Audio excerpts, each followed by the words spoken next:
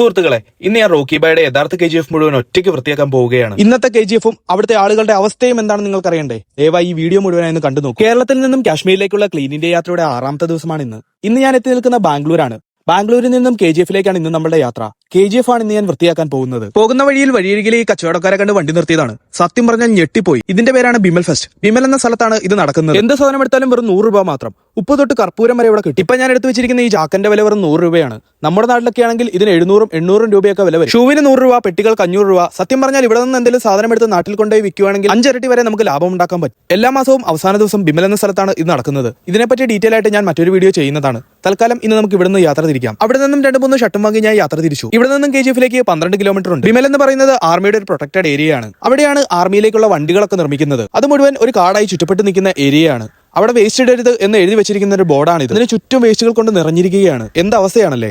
അങ്ങനെ ഞാൻ അവിടെ നിന്നും യാത്ര തിരിച്ചു. ഇപ്പോൾ നിങ്ങൾ കണ്ടുകൊണ്ടിരിക്കുന്നത് ഒരു മലയല്ല. KGFിൽ പണ്ട് മൈനിങ് നടത്തിക്കൊണ്ടിരുന്നപ്പോഴുള്ള അവശിഷ്ടങ്ങളായ പാറക്കല്ലുകളൊക്കെ കൊണ്ട് തട്ടിക്കൊണ്ടിരുന്ന സ്ഥലമാണ്. പോകുന്ന വഴിയിൽ ഒരു പയ്യൻ എനിക്ക് ടാറ്റയൊക്കെ തരുന്നുണ്ട്. ഞാനൊരു ബൈ ബൈ അങ്ങ് പറഞ്ഞു. നമ്മൾ KGFിലേക്ക് അടുത്തുകൊണ്ടിരിക്കുന്നു. ഇതെല്ലാം മൈനിങ് ഏരിയയുടെ ഒരു ഭാഗമാണ്. ഇതാണ് KGF ടൗൺ എന്ന് പറയുന്നത്. ഇപ്പോൾ നിങ്ങൾ കാണുന്നത് KGFിലെ ഒരു ബസ് സ്റ്റാൻഡാണ്. KGF എന്ന മൈനിങ് ഏരിയയുടെ ചുറ്റുമാണ് ആ ഒരു നഗരം പടുത്തുയർത്ത് വന്നിരിക്കുന്നത്. അതിനു ചുറ്റുമാണ് ഇപ്പോൾ നിങ്ങൾ കാണുന്ന പോലെ ഞാൻ യാത്ര ചെയ്തുകൊണ്ടിരിക്കുന്നത്. അവിടെ എന്തോ ഫെസ്റ്റ് ഒക്കെ നടക്കുന്നുണ്ട് എന്ന് തോന്നുന്നു. ടൈറ്റാനിക് ഒക്കെ ഇങ്ങനെ നിരത്തിയിട്ടിരിക്കുന്നുണ്ട്. ഈ കാടൊക്കെ ആ മൈനിങ് ഏരിയയുടെ ഭാഗം തന്നെയാണ്. അങ്ങനെ നമ്മൾ KGFിന്റെ ഉള്ളിലെ ഒരു കോളനിക്കുള്ളിലേക്ക് കടന്നിരിക്കുകയാണ്. ഇതാണ് KGFിന്റെ ഉള്ളിലെ ചേരി പ്രദേശം. അല്പം മലിനമാണ്, അല്പമല്ല നല്ല രീതിക്ക് തന്നെ. പുറത്ത് ചോദിച്ചപ്പോൾ ഇങ്ങോട്ടധികം പോവണ്ട, ഇവിടെയുള്ള ആളുകൾ കൂടുതൽ വെടക്കാണ് എന്നാണ് അവരുടെ മറുപടി. എന്തായാലും ഇവിടെ വരെ വന്നതല്ലേ, തിരിച്ചു പോകാനായി തോന്നിയില്ല. അതുകൊണ്ട് ഉള്ളിലേക്ക് തന്നെ പോയി. ഇവിടെയാണ് KGFിലെ മൈനിങ് ഏരിയയുടെ കൂടുതൽ കല്ലുകളൊക്കെ അടിച്ചിരിക്കുന്ന ഏരിയ. അങ്ങനെ പോകുന്ന വഴിയിലാണ് 3 ചെറുപ്പക്കാരെ കണ്ടത്. അവരോട് ഞങ്ങൾ KGFിന്റെ ഉള്ളിൽ കയറുന്ന വഴി ചോദിച്ചു. അപ്പോഴാണ് അവർ പറഞ്ഞത് KGFിന്റെ ഉള്ളിൽ കയറാനായി ആർക്കും അനുമതിയില്ല. ഇനി കയറണമെങ്കിൽ തന്നെ കളക്ടറുടെയോ MLAയുടെയോ ഒക്കെ പ്രത്യേക അനുമതി വേണം. പക്ഷേ അവർ മറ്റൊരു വഴി ഞങ്ങൾക്ക് പറഞ്ഞു തന്നു. അനുമതി ഇല്ലാതെ തന്നെ KGF നമുക്ക് മുഴുവൻ ചുറ്റിക്കാണാൻ പറ്റിയ ഒരു കുറുക്ക് വഴി. അത് ഇവിടെയുള്ള ലോക്കൽസിന് മാത്രമേ അറിയുകയുള്ളൂ. അങ്ങനെ അവർ ഞങ്ങൾക്ക് കറക്റ്റായ ഒരു വഴി പറഞ്ഞു തന്നു. അവിടെ നിന്നും തൊട്ടടുത്ത് തന്നെയാണ്. ഞങ്ങൾ പതിയെ അവിടെ നിന്ന് യാത്ര തിരിച്ചു. ഇത് മൈനിങ് ഏരിയയുടെ ഒരു മലയാണ്. ഈ മലയാണ് ഇപ്പോൾ നമ്മൾ കയറാൻ പോകുന്നത്. പോകുന്ന വഴിയിൽ ഇതുപോലെയുള്ള KGFിന്റെ പഴയ അവശിഷ്ടങ്ങളൊക്കെ കാണാം. അവശിഷ്ടങ്ങളെ പറ്റി പറഞ്ഞതേ ഉള്ളൂ. ഇവിടെ മലയുടെ ഒരു ഏരിയയിൽ മുഴുവൻ മനുഷ്യന്റെ അവശിഷ്ടം കൊണ്ട് നിറഞ്ഞിരിക്കുകയാണ്. നമ്മൾ പതിയെ മൈനിങ് ഏരിയയുടെ മല കയറി തുടങ്ങുകയാണ്. ഗോപീഷാണ് മുമ്പിൽ നടക്കുന്നത്. ഇതൊക്കെ പഴയ ടണലുകളുടെ ഭാഗമാണ്. ഇതൊക്കെ ഇപ്പോൾ മണ്ണ് വന്ന് മൂടിപ്പോയി. ഇതിന്റെ ഉള്ളിലേക്കാണ് സ്വർണം എടുക്കാനായി ആളുകൾ ഇറങ്ങിക്കൊണ്ടിരുന്നത്. കിലോമീറ്ററുകളോളം വരെ നീളമുണ്ടായിരുന്നു എന്ന് പറഞ്ഞാൽ ആരെങ്കിലും വിശ്വസിക്കുമോ? ഇതുപോലുള്ള ഒരുപാട് തുരങ്കങ്ങൾ നമുക്കിവിടെ കാണാൻ സാധിക്കും. അങ്ങോട്ടുള്ള വഴികൾ വരെ ഇപ്പോഴും ഇവിടെ കാണാം നമുക്ക്. ഇതൊക്കെ കണ്ടില്ലേ, ഈ പാറകളൊക്കെ വെട്ടിയാണ് സ്വർണം എടുത്തുകൊണ്ടിരുന്നത്. വെട്ടുകല്ല് വെട്ടിക്കൊണ്ടിരുന്നത് പോലെയാണ് ഇവിടെ സ്വർണം വെട്ടിക്കൊണ്ടിരുന്നത്. നമുക്കിനിയും ഒരുപാട് ദൂരം പോകാനുണ്ട്. അതുകൊണ്ട് പതിയെ മുമ്പോട്ട് നടന്നു. ഗോപീഷ് ആണെങ്കിൽ ഓടിച്ചാടിയാണ് പോകുന്നത്. നല്ല വെയിലുണ്ട്. ഞാനാണെങ്കിൽ നന്നായി ക്ഷീണിച്ചിരിക്കുന്നു. ഇതിന്റെ ഷേപ്പ് തന്നെ കണ്ടില്ലേ, പിരമിഡ് പോലെയാണ് ഇത് വെട്ടിക്കയറിയിരിക്കുന്നത്. കാരണം ആളുകൾക്ക് കയറാനും ഇറങ്ങാനും എളുപ്പത്തിലാണ്. ഇവിടെ പണ്ട് ആളുകളെല്ലാം സ്വർണ്ണങ്ങളൊക്കെ ചുമന്നുകൊണ്ടാണ് പൊക്കോണ്ടിരുന്നത്. അതുകൊണ്ടാണ് ഇങ്ങനെ വെട്ടിയിട്ടുണ്ടാവുക. അവിടെ നിന്ന് ഇനിയും നമുക്ക് കുറച്ചു ദൂരം കൂടി നടക്കേണ്ടതുണ്ട്. പോകുന്ന വഴിയിൽ നമ്മുടെ KGFിന്റെ ചെറിയ ഭാഗങ്ങളൊക്കെ നമുക്ക് കാണാൻ സാധിക്കും. ഇനിയും മുകളിലേക്ക് ചെന്നാലേ നമുക്ക് വ്യക്തമായി അവിടെ മുഴുവൻ കാണാൻ സാധിക്കുകയുള്ളൂ. ഇപ്പോൾ നമ്മൾ മൈനിങ് നടത്തിക്കൊണ്ടിരുന്ന ഏരിയയുടെ മുകൾ ഭാഗത്തേക്ക് എത്തിയിരിക്കുന്നു. ഒരു മരുഭൂമി പോലെയുള്ള പ്രദേശമാണിത്. മുഴുവൻ കിടക്കുന്നത് തന്നെ കണ്ടില്ലേ. എല്ലാം നല്ല വറ്റി വരണ്ട് കിടക്കുന്നു. മഴയൊന്നും ഇവിടെ ലഭിക്കാറ് പോലും ഇല്ല എന്ന് തോന്നുന്നു. ഇവിടെ മുഴുവൻ മുൾച്ചെടികളാണ് വളർന്നു നിൽക്കുന്നത്. വളർന്നതായിരിക്കില്ല, വളർത്തിയതാണ്. കാരണം കൂടുതൽ ആളുകൾ ഇവിടെ വരുന്നത് കൊണ്ട് അവരെ തടയാനായിട്ടായിരിക്കും ഇതിങ്ങനെ വളർത്തി വെച്ചിരിക്കുന്നത്. ഇത് മുകൾ വശത്തുള്ള മണ്ണാണ്. മഞ്ഞ നിറത്തിലാണ് ഇത് കാണപ്പെടുന്നത്. ഇതിൽ മുഴുവൻ മഞ്ഞ നിറത്തിലുള്ള ചെറിയ കല്ലുകളുണ്ട്. ഇനി എങ്ങാനും സ്വർണ്ണമാണോ വാ. ഏറ്റവും മുകളിൽ ചെന്നപ്പോൾ കിട്ടിയ ഒരു കല്ലാണിത്.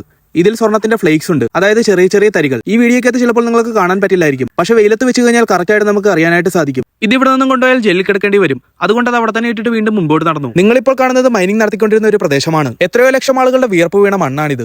എത്രയോ ആയിരം ആളുകളുടെ ചോര ഇവിടെ വീണിട്ടുണ്ടാവും. ഞാനിപ്പോൾ കാല് ചവിട്ടി നിൽക്കുന്നത് തന്നെ ഒരു ചരിത്രത്തിന്റെ മുകളിലാണ്. ഇവിടെ വന്ന് ഇതൊക്കെ കാണുമ്പോൾ സിനിമയിൽ കാണിച്ചതൊക്കെ കുറെയൊക്കെ ശരിയാണ് എന്ന് തോന്നും. ഗോപീഷാണെങ്കിൽ സ്വർണം കിട്ടുമോ എന്നൊക്കെ നോക്കുന്നുണ്ട്. അവനെ പറഞ്ഞിട്ടും കാര്യമില്ല. സ്വർണ്ണത്തിനൊക്കെ ഇപ്പൊ എന്താണല്ലേ വില. അങ്ങനെ ആ തരിശായ ഭൂമിയിലൂടെ ഞങ്ങൾ മുമ്പോട്ട് നടക്കുകയാണ്. കുറച്ചുകൂടി മുമ്പോട്ട് ചെന്നാലാണ് KGF നല്ല വ്യക്തമായി കാണാൻ സാധിക്കുന്നത്. ഇവിടുന്ന് സൂം ചെയ്യുമ്പോഴേ KGF കുറച്ച് നന്നായിട്ട് നമുക്ക് കാണാനായിട്ട് സാധിക്കും. ഇവിടെയാണ് നമ്മുടെ സ്വർണ്ണങ്ങളെല്ലാം റിഫൈനറി ആയിട്ട് ചെയ്യുന്നത്. ഇതാണ് നമ്മുടെ റോക്കി ബായുടെ ടെറിട്ടറിയായ KGF എന്ന് പറയുന്ന സ്ഥലം. മൈനിങ് നടത്തി കിട്ടുന്ന സ്വർണ്ണമെല്ലാം ഇവിടെ വെച്ചാണ് ശുദ്ധീകരിച്ചെടുക്കുന്നത്. ഫാക്ടറിയിലേക്ക് ആവശ്യമായ ജലം സംഭരിക്കുന്ന ജലസംഭരണിയാണ് നിങ്ങൾ ഇപ്പോൾ കണ്ടുകൊണ്ടിരിക്കുന്നത്. അതിൽ നിന്നും ഈ പൈപ്പ് വഴിയാണ് എല്ലാ സ്ഥലത്തേക്കും വെള്ളം പോകുന്നത്. സ്വർണ്ണത്തിന്റെ പ്യൂരിഫിക്കേഷൻ ആയതിനാൽ ഒരുപാട് വെള്ളം ആവശ്യമായി വരികയുണ്ട്. ഫാക്ടറി ുള്ളിൽ നിന്നും ടണലിലേക്കുള്ള തുരങ്കപാതയുടെ ഓപ്പണിംഗ് ആണിത്. മുഴുവൻ ഇരുമ്പ് വെച്ചാണ് ചെയ്തിരിക്കുന്നത്. ജോലിക്കാരും മറ്റും വിശ്രമിച്ചുകൊണ്ടിരുന്ന കെട്ടിടമാണിത്. മുഴുവൻ ഇടിഞ്ഞു പൊളിഞ്ഞു പോയിട്ടുണ്ട്. ഫാക്ടറി മുഴുവൻ കമ്പിവേലികളാൽ ചുറ്റപ്പെട്ടാണ് ഇരിക്കുന്നത്. മൈനിങ് ചെയ്തെടുത്ത സ്വർണം ഈ ഷെഡിലിട്ടാണ് പ്യൂരിഫിക്കേഷൻ ചെയ്യുന്നത്. ഇങ്ങോട്ടാണ് ആദ്യം അത് കൊണ്ടുവരുന്നത് തന്നെ. ഫാക്ടറിയുടെ പല പല വെസലുകളാണ് നിങ്ങളിപ്പോൾ കണ്ടുകൊണ്ടിരിക്കുന്നത്. കാലത്തിന്റെ പഴക്കം കൊണ്ട് എല്ലാം തുരുമ്പെടുത്ത് പോയിട്ടുണ്ട്. ഇപ്പോൾ നിങ്ങൾ കാണുന്ന ഈ അവസ്ഥയായിരുന്നില്ല KGFിന്റേത്. പഴയ നാട്ടുരാജാക്കന്മാരും ബ്രിട്ടീഷ് ഗവൺമെന്റും ഇന്ത്യ ഗവൺമെന്റും ഉൾപ്പെടെയുള്ള ആളുകൾ ഇതിൽ നിന്നും സ്വർണം മൈൻ ചെയ്തെടുത്തിട്ടുണ്ട്. 1000 വർഷത്തോളം പഴക്കമുള്ള KGFിൽ 1902 വൈദ്യുതി എത്തിച്ചതോടുകൂടി കൂടി വൈദ്യുതി ഉപയോഗിച്ച് പ്രവർത്തിക്കുന്ന ലോകത്തിലെ ആദ്യത്തെ ഖനി എന്നുള്ള ബഹുമതി വരെ കിട്ടിയിട്ടുണ്ട്. കോലാർ ഗോൾഡ്ഫീൽഡ് ന്യൂസ് എന്ന പേരിൽ പതിവായി വാർത്തകൾ വരെ വന്നിരുന്ന ഒരു ബ്രാൻഡായിരുന്നു KGF എന്ന് പറയുന്നത്. മികച്ച റോഡുകളും വറ്റാത്ത ജലവിതരണവും റെയിൽവേയും ആശുപത്രിയും ക്ലബ്ബുകളും കടകളും സിനിമാശാലകളും എല്ലാം ഖനന വ്യവസായത്തോടൊപ്പം പടുത്തുയർത്തപ്പെട്ട് വന്നതായിരുന്നു. 2001 ഫെബ്രുവരി 28 KGF ഔദ്യോഗികമായി അടച്ചുപൂട്ടിയത്. മാത്രമല്ല ആ സമയത്ത് സ്വർണത്തിന്റെ വില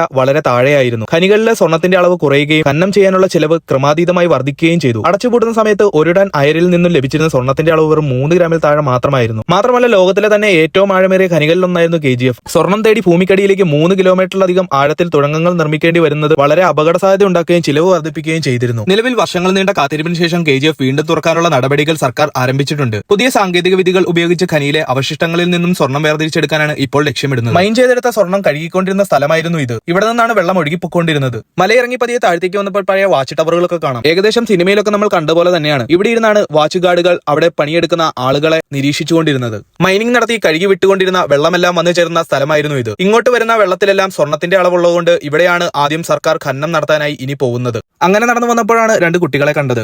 അവന്മാർ സംസാരിക്കുന്നത് തമിഴാണ്. ഇവിടെ കൂടുതലുമുള്ള ആൾക്കാർ തമിഴന്മാരാണ്. കാരണം ജോലി ചെയ്യാനായി വന്നവരായിരുന്നു. നമ്മളെ KGF മുഴുവൻ ചുറ്റിക്കാണിക്കാമെന്ന് പറഞ്ഞ് കാറിൽ കയറി ഇരുന്നതാണ് അവർ. 7ാം ക്ലാസ്സിലാണ് പഠിക്കുന്നത് 2 പേരും. അങ്ങനെ ഞങ്ങൾ അവിടെ നിന്ന് മുമ്പോട്ട് പോയി.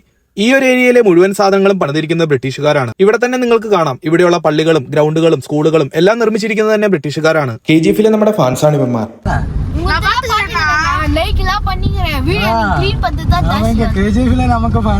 നമ്മുടെ വീഡിയോ കണ്ടിട്ടുണ്ട് എന്നാണ് ഇവന്മാർ പറഞ്ഞത്. ഇത് ഞാൻ ഇവന്മാരെ കൊണ്ട് പറയിച്ചതൊന്നും അല്ല കേട്ടോ. ഇനി എന്നെ സൂചിപ്പിക്കാൻ പറയുന്നതാണോ എന്നും എനിക്കറിയില്ല. അടുത്ത കടയിൽ നിന്നും അവന്മാർക്ക് കഴിക്കാൻ ഭക്ഷണവും വെള്ളവും ഒക്കെ വാങ്ങിക്കൊടുത്ത ശേഷം അവന്മാരെ ടൗണിൽ ഞങ്ങൾ കൊണ്ടുവിട്ടു. ടൗണിൽ വിട്ടാൽ മതി എന്നായിരുന്നു അവർ പറഞ്ഞത്. അവർക്കെന്താ ബോൾ വാങ്ങിക്കാനുണ്ടത്രേ. അവിടെ നിന്നും ഞങ്ങൾ യാത്ര തിരിച്ച് KGF-ലെ ആ ചേരിക്കുള്ളിലേക്ക് ചെന്നപ്പോഴാണ് ഇങ്ങനൊരു കാഴ്ച ഞങ്ങൾ കണ്ടത്. അവിടുത്തെ ചേരിക്കുള്ളിലെ മാലിന്യക്കൂമ്പാരമാണ് ഇപ്പോൾ നിങ്ങൾ കണ്ടുകൊണ്ടിരിക്കുന്നത്. എന്തുമാത്രം വേസ്റ്റാണ് ഈ ഒരു വഴിയരികിൽ കിടക്കുന്നത് എന്ന് നിങ്ങൾക്ക് ഇത് കാണുമ്പോൾ തന്നെ മനസ്സിലാവും. അപ്പോഴാണ് ഈ അമ്മച്ചി ഞങ്ങളുടെ അടുത്തേക്ക് വന്നത്. അവരുടെ ശോചനീയാവസ്ഥയാണ് ഈ പറഞ്ഞുകൊണ്ടിരിക്കുന്നത്. എല്ലായിടത്തുനിന്ന് JCB മാതിരി വന്ന് എല്ലാം കൂട്ടി ഒരു JCB இல்லமா வண்டி முனிசிபாலிட்டில இருந்து வருது வண்டி முனிசிபாலிட்டில இருந்து வருது அந்த கிரீன் வண்டி வண்டி வருது கொஞ்சத்துக்கு பிரிச்சுக்கினாங்க கொஞ்சத்தை வந்து விட்டுட்டாங்க அதுக்கப்புறம் யாரும் வரல. അതായത് അവിടെ പ്രോപ്പർ ആയിട്ടുള്ള വേസ്റ്റ് കളക്ഷൻ മെത്തേഡ് ഒന്നും ഇല്ലത്രേ. അവിടെയുള്ള ഗ്രാമവാസികൾ തോന്നിടത്ത് കൊണ്ടാണ് വേസ്റ്റുകൾ നിക്ഷേപിക്കുന്നത്. കൂടുതലും ഈ വഴി സൈഡിൽ ഇങ്ങനെ കൊണ്ടേ നിക്ഷേപിക്കും. വർഷത്തിലൊരിക്കലോ 6 മാസത്തിലൊരിക്കലോ ഒക്കെ വന്നാണ് അവർ വേസ്റ്റുകൾ സ്വീകരിക്കുന്നത്. കൊണ്ടുപോകുമ്പോൾ ഇതുപോലെ വലിയൊരു കൂട്ടമായി കൊണ്ടുപോകും. പക്ഷേ ബാക്കിയുള്ള വേസ്റ്റുകൾ മാനേജ് ചെയ്യാനുള്ള ഒരു പദ്ധതികളും ഇതുവരെ ആരും പ്ലാൻ ചെയ്തിട്ടുമില്ല. ഇന്ന് നമ്മൾ വൃത്തിയാക്കാൻ പോകുന്നത് ഇവിടെയാണ്.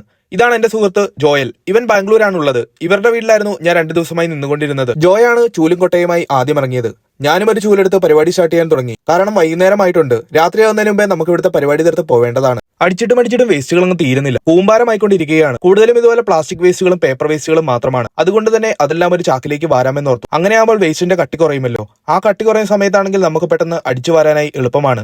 ക്ലീനിങ്ങിനിടയ്ക്ക് ഒരുപാട് വീഡിയോകളൊന്നും എടുക്കാൻ സാധിച്ചില്ല. അതുകൊണ്ട് ഉള്ള വീഡിയോകൾ ഞാൻ സ്പീഡിൽ ഇതുപോലെ നിങ്ങളെ കാണിച്ചു തരാം. 3-4 മണിക്കൂറുള്ള കഷ്ടപ്പാടായിരുന്നു ഈ ജോലി. അവിടുന്ന് കിട്ടിയ ഒരു പായായിരുന്നു ഇത്. വേസ്റ്റുകൾ ശേഖരിക്കാനായി വളരെ ഉപകാരപ്രദമായിരുന്നു ഈ പായ. ഇരുട്ടാവുന്നതിന് മുമ്പ് തന്നെ ജോലി തീർത്തിട്ട് പോകണം. ഇപ്പോൾ തന്നെ ഏകദേശം 1-2 മണിക്കൂറായി ഇവിടെ ജോലി ചെയ്യാൻ തുടങ്ങിയിട്ട്. ഗോപീഷ് നല്ല കട്ടയ്ക്ക് നിന്ന് തന്നെ പണിയെടുക്കുന്നുണ്ട്. കുറച്ചധികം ആളുകൾ വന്ന് എന്താണ് സംഭവം എന്നൊക്കെ നോക്കുന്നുണ്ട്. ചിലരാണെങ്കിൽ ഞങ്ങളോട് ചോദിക്കുന്നുമുണ്ട്. ഞങ്ങൾ കേരളത്തിൽ നിന്നാണ് എന്ന് പറഞ്ഞപ്പോൾ അവർക്ക് വളരെ അത്ഭുതമായിരുന്നു. ഒരുപാട് ആളുകൾ വന്നപ്പോൾ ആരെങ്കിലുമൊക്കെ വന്ന് പ്രശ്നമുണ്ടാക്കുമെന്നായിരുന്നു ഞാൻ വിചാരിച്ചിരുന്നത്. പക്ഷേ അങ്ങനെ ആരും വന്നില്ല. പണ്ട് ബോംബെയിൽ ചെയ്തുകൊണ്ടിരുന്നപ്പോൾ ഇതുപോലെ കുറച്ച് ആളുകൾ വന്ന് പ്രശ്നമുണ്ടാക്കിയിരുന്നു. അങ്ങനെ നമ്മുടെ ജോലികൾ ഏകദേശം ഫിനിഷിംഗ് ലൈനിലേക്ക് കിടക്കുകയാണ്. കുറേയധികം വേസ്റ്റുകൾ ഉണ്ടായിരുന്നു. ഏകദേശം ഒരു 40 ചാക്കോളം ഇവിടുന്ന് തന്നെ കിട്ടി. പ്ലാസ്റ്റിക് വേസ്റ്റുകൾ തന്നെയായിരുന്നു 40 ചാക്ക്. പേപ്പർ വേസ്റ്റുകൾ ഒരു 5 ചാക്കോളം ഉണ്ടായിരുന്നു. അവിടെ ഒരു ലോക്കൽ പൊളിറ്റിക്കൽ മെമ്പർ വഴി അത് ഞങ്ങൾ കളക്ട് ചെയ്ത് അടുത്ത സ്ഥലത്ത് കൊണ്ടേ കൊടുത്തിട്ടുണ്ട്. മുഴുവൻ ചെയ്തു കഴിഞ്ഞപ്പോഴുള്ള അവസ്ഥ ഇങ്ങനെയായിരുന്നു. അവിടെ കുറച്ച് കല്ലുകളൊക്കെ കിടക്കുന്നുണ്ട്. അതൊന്നും എടുത്തു മാറ്റാനായി എന്നെ കൊണ്ട് കഴിഞ്ഞില്ല. എങ്കിലും ബാക്കിയുള്ള പ്ലാസ്റ്റിക്കുകൾ മുഴുവൻ ഞാൻ നീക്കം ചെയ്തിട്ടുണ്ട്. അതിനൊപ്പറേ ഒരു വേലിയുണ്ട്. വേലിക്കിപ്പറേ കുറച്ചധികം വേസ്റ്റുകൾ കിടക്കുന്നുണ്ട്. ഇവിടെ നിന്നും പറന്നുപോയതായിരിക്കാം. അങ്ങോട്ട് ഞാൻ അധികം കയറിയില്ല. കാരണം അതൊരു പ്രൈവറ്റ് ഏരിയയാണ്. നേരം ഇരുട്ടി തുടങ്ങിയിരിക്കുന്നു. ഇനി ഞങ്ങൾ വീട്ടിലേക്ക് പോവുകയാണ്. നല്ല തണുപ്പായിട്ടുണ്ട്. ഇനിയിപ്പോൾ നമ്മൾ പോകുന്നത് ആന്ധ്രയിലേക്കാണ്. പുതിയൊരു വീഡിയോയിൽ കാണുന്ന വരെ എല്ലാവർക്കും ബൈ ബൈ. വീഡിയോ ഇഷ്ടപ്പെട്ടെങ്കിൽ ലൈക്ക് ചെയ്ത് സബ്സ്ക്രൈബ് ചെയ്ത് എല്ലാവരും കൂടെ കൂടുക.